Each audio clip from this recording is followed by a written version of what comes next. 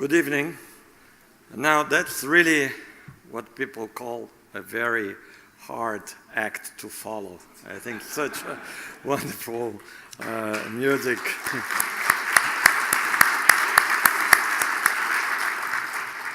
But anyway, I'm very glad to be here. I'd like to thank you, Mr. Jaime Gornstein, who organized it, the chairman of the Brazilian Chamber, our ambassador, Mr. Jaguaribe,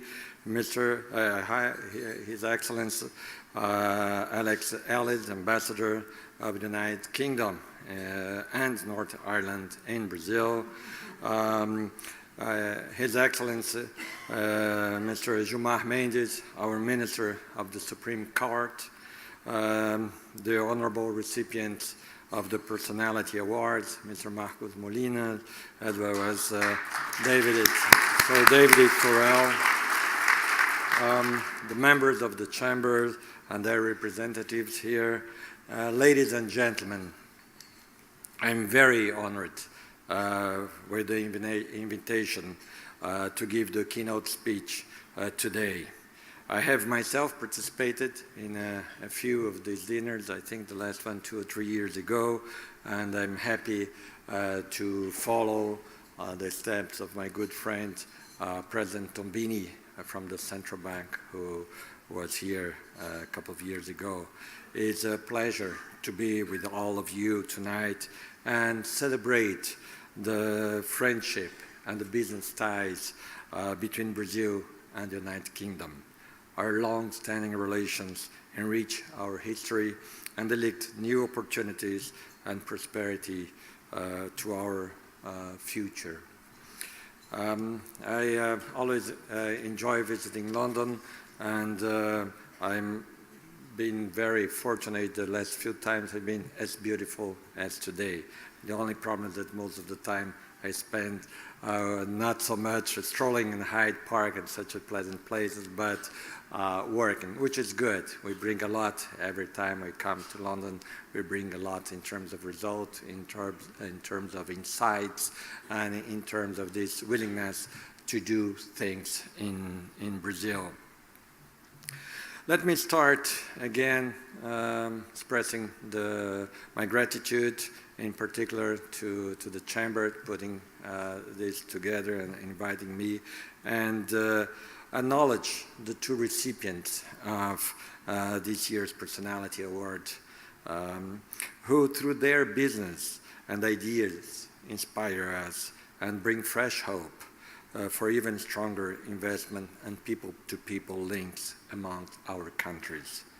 Only 2 or 3 decades ago, who would think that Brazilian companies would have such a strong role in bringing all sorts of foods to many, several millions of British households? We have seen that happening in the last decades and in the last few years when Mr. Molina has become one of the leading business people here in the UK as well as in North Ireland, where his company is one of the most prominent. It's really an example of all the transformations we have seen in Brazil.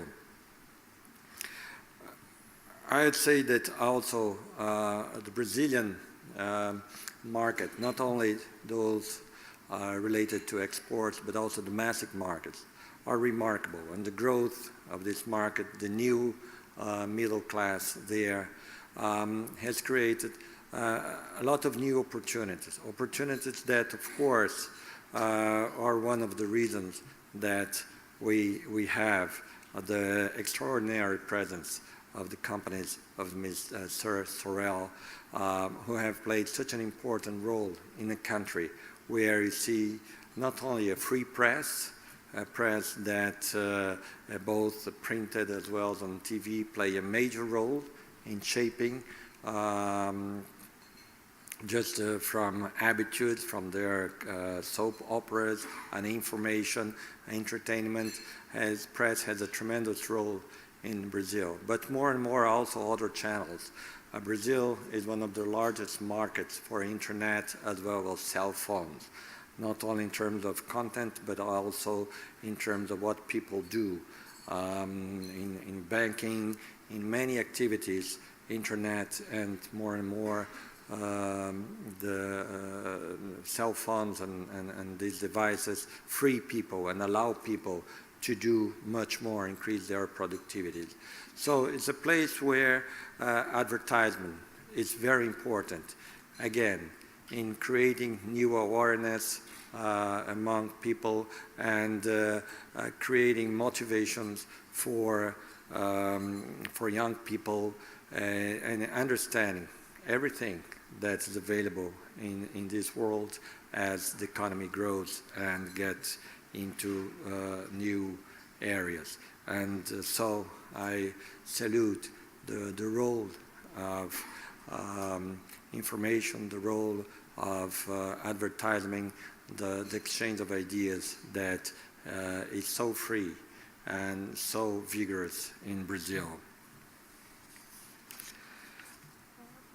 I think that I don't have to tell you much about the strength of the economic links of Brazil and UK. I'm very sure that every year you hear statistics about all the business, all the investment that you have in both countries. It's quite remarkable. Of course, we have the presence of a British business from tobacco, one of the oldest industries in Brazil, to oil, to you name it, in energy and in trade communication.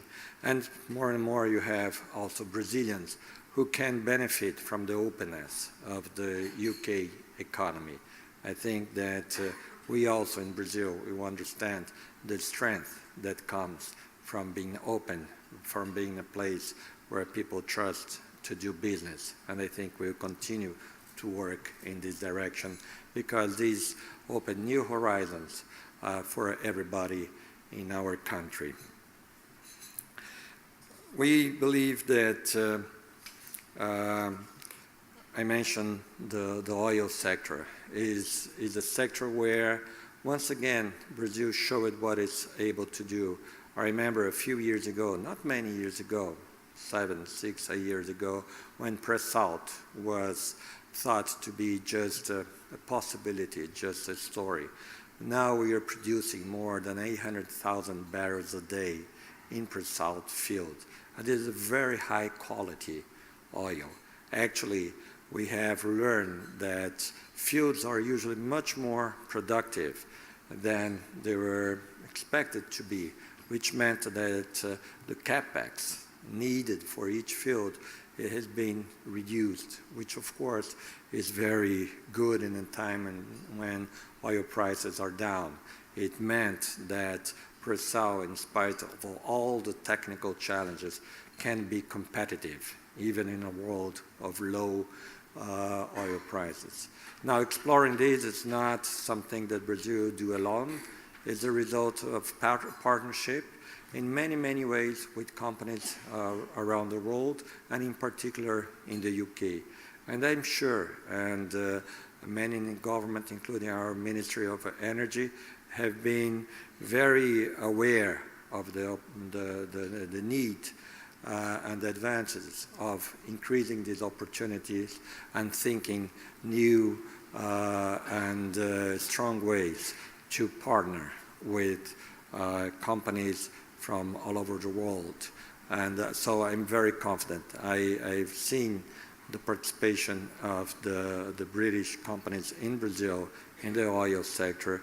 We have seen a very strong vote of confidence of British companies recently when they were a major merger or acquisition, whatever you might want to call it, that reflected from both parts, but including from these acquiring the company, a strong confidence of the potential of Brazil, the potential of pre-salt. Together with pre-salt, we are seeing the growth of other sources of energy, including renewable sources of energy, including solar, but also wind. And this goes hand in hand with our hydropower, making Brazil one of the cleanest countries in the world in producing energy. Moving forward, as we see, of course, oil and gas. Gas is very important in Brazil and has brought stability for the supply of energy in the last few years.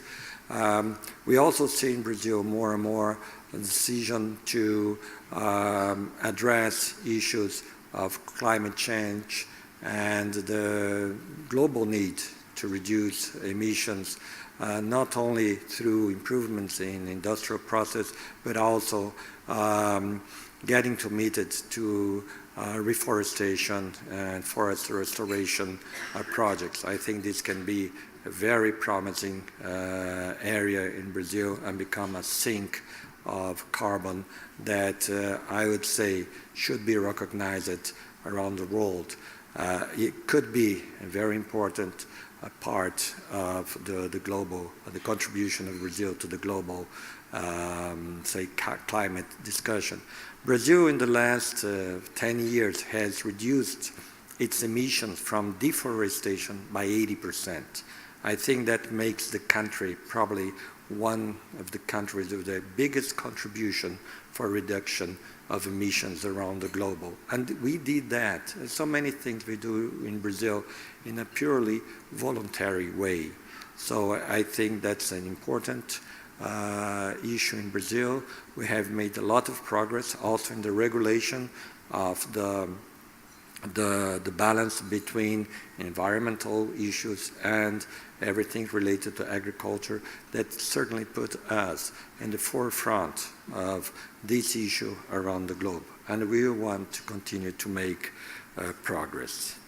Now, we are now in Brazil this year in a transition year. It's a year where we are decreasing some of the country's cyclical policies that were put at work, in part in response to the weakening of the global demand in the last few years. We believe that as we see some of our main partners changing their tack, when you see in the US getting back to the normalization, also China moving away from much emphasis on investment, we should adjust our policies. One of the clear evidence of this change in the world has been the decline in commodity prices. Brazil is not only commodities, but commodities are important to Brazil. And what we're doing is really to adjust the economy to this new global situation. And I believe that the high degree of flexibility in our economy will allow us to do this transition in a relatively short period of time. That transition has been based in three major vectors. One has been the fiscal consolidation, and that includes some, constraints and restraint in public credit through public banks and other quasi-fiscal issues. We're doing fine in this. We have sent some things to Congress. This is being voted. We're also doing a lot of cuts in expenditures at the budget. And as some of you may know, in Brazil we have clear targets for our spending, and we're sticking to these targets. The second vector was the realignment of prices. Relative prices are very important, and they are the big signals for the reallocation of resources in economy, in the market economy. So we have done that. The government has signaled some prices, energy prices, other prices, including the exchange rate. They have moved, some because the government has freed in some ways, some just by the forces of the market. This is very important. This sends very strong signal to the market participants. At the same time, of course, the central bank has to be very vigilant so that this realignment doesn't become a source of inflationary pressure. But I believe this process is moving forward, and actually if you see the most recent surveys, inflation expectation, not for this year, which includes everything that has happened in the last 4 months, but when you look at 2016, you see a convergence towards the target, which is very important, and make us confident that 2016 will be a year where you're going to see a lot of results of what you're taking, the actions that we're taking now. A third vector, I not call arrows because it is, has a different connotation, but let's see, it's a vector related to infrastructure. And again, the incentives and the way we want to deal with the infrastructure. I don't have to talk about the demand for infrastructure in Brazil. It's a big demand. I don't have to talk much about the experience of operators in infrastructure in Brazil. Brazil is a country that has most of its infrastructure run by the private sector. We got electricity, you got telecom, you got water, roads, railroads, ports, airports. The demand for that, the interest of investors for that has been quite significant and through time very consistent. We want to have a new round. The President and my colleague at Planning, we are putting together a strong portfolio of investment opportunities, mostly in logistics. Logistics are very important for us, especially as in this post-commodity boom era, we have to be more efficient. We have to be more productive. So we're putting that together, including roads. Most of them actually already exist, but you want to duplicate, you want to improve them so that you can have a better trade across the states and also for exports. And airports, we have a number of airports that are pretty much ready to be auctioned, and our experience has been very good with the auctioning and the operation by the private sector of airports. But in addition to that, we, in this third area, we want to innovate in a very special way. As I'm sure many of you are familiar with, we have the privilege of having a very strong development bank, and has played a tremendous role in supporting the development of infrastructure in Brazil. But now we want to go beyond that. We want, for instance, to use the experience that we have with the public debt in Brazil, in local currency. That has become a global asset class on its own. We have more than $200 billion of long-term, up to 2050, 2035 bonds in Brazil held in local currency, held by foreign investors.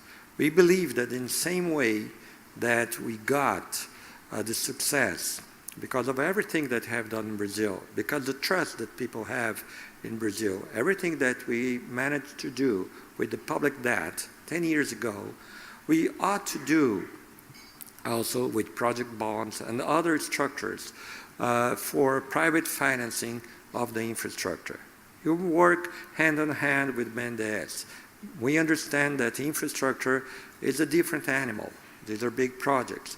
You need some assurances. Sometimes you need guarantees from the government. And BNDES is ready and is already in their policies to share guarantees with private investors, to provide a number of enhancements that would make easier to make the financing by the private sector a reality.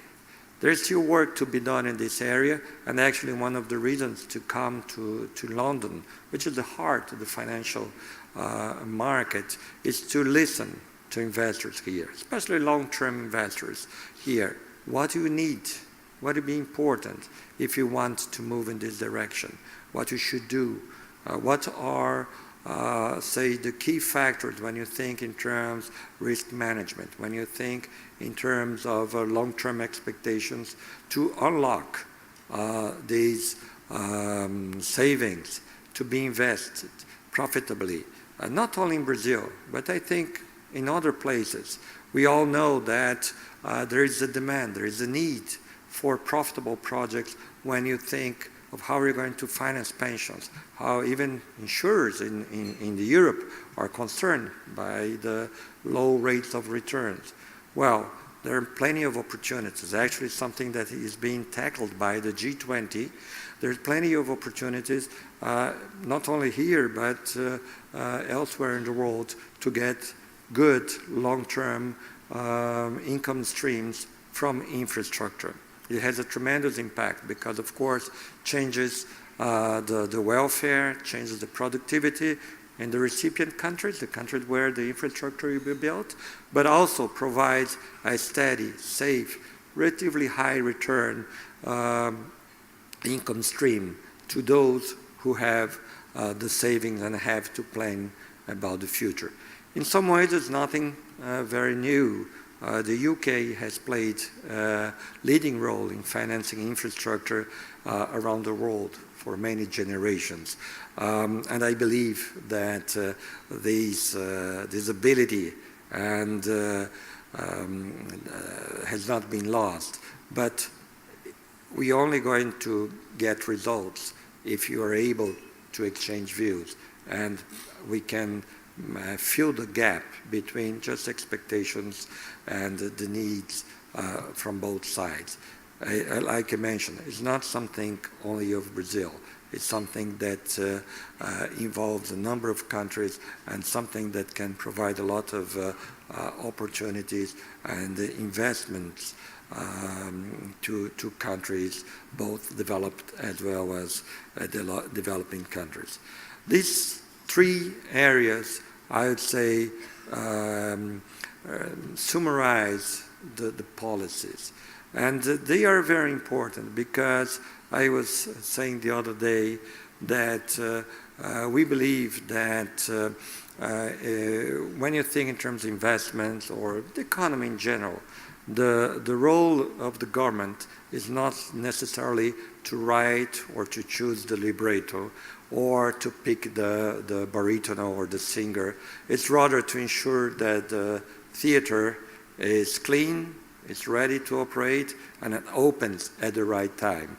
The role of the government is really to create this environment, to create the conditions so that the private sector will play its role.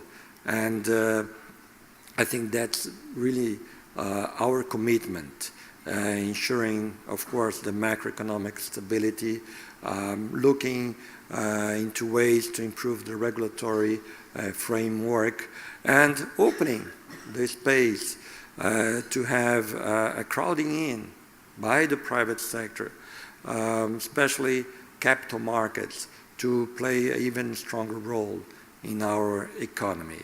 I think this is also an agenda that looks beyond the very short-term measures that we are taking to get the economy in a level keel that I believe will be done in the next few quarters. I expect right now the economy is contracting. It was contracting before we got the new policy. We saw in 2014 after the World Cup, the economy started to slow down. But I believe that as we go through this change, the fiscal consolidation, the realignment in price, putting together this plan on infrastructure, the rest of the private sector will start to react. And I expect next year that we'll be in the right track for growth. It is very important. You all know that next year we're going to have a big event in Brazil, an event that the UK has been very much involved, which are the 2016 Summer Olympic Games. And we wish that by that time the economy will be already in a growing phase. And I think we have the elements to get that running by this time. As I mentioned, we have to create the environment. So there are a few things that are not very sexy, but are very important. Among of them are tax reforms. Some of you who do business in Brazil know how complicated interstate VAT is, the ICMS, the value-added taxes. We're helping and we're supporting the state governments to simplify that, to change the rules, to make the system more secure and more with interests that are aligned. And don't create, we have a lot of tax competition in the last few years. The judiciary system has told in a very clear voice that we cannot go along this road anymore. So we have to change. And we have to change in a way that will help companies, that will make the whole marketplace a much safer place to operate, and will take away the current legal risks that many companies can run when they're deciding where to locate in Brazil. This is extremely positive pro-growth agenda. It's complicated because it involves a lot of political, say, players, but I think we can succeed into that. We are also working to simplify the federal VAT, which is very important. Brazil has a very peculiar system to generate credits to business. We want to simplify that. These are things that are not programs, are not promises to distribute money, but I believe have a tremendous impact on the long-term decisions of business. We all know that taxation in Brazil sometimes can be cumbersome. We have to finance our spending. We cannot lower tax without thinking about the spending. But you can improve. You can think about spending and you can improve the quality of our taxes. This is the task that we are putting also as a condition to accelerate the resumption of growth.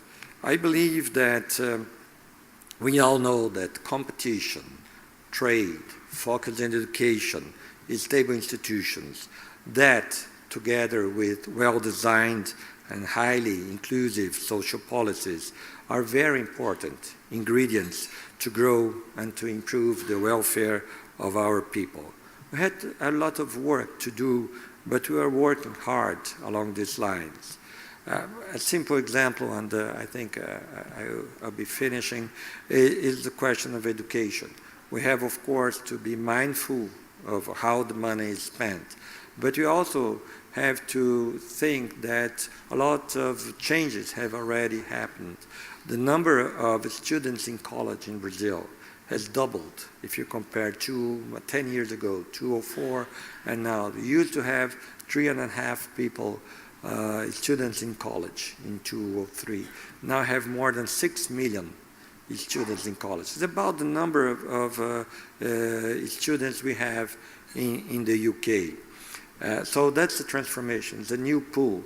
Also you have innovative programs like the School Without Frontier that President Dilma has established, which has sent thousands of students, I'd say dozens of thousands of students, including in the UK. We've been paying for them to study, tuition, board, and so on. And of course, they come back, and they come back, like from the UK, with a completely different mindset. This is the new generation, with new aspirations, but also with new skills, with new ability to work. And I think that will make Brazil an even better place, not only to live, but also to do business. So again, thank you very much. It was an honor to address you.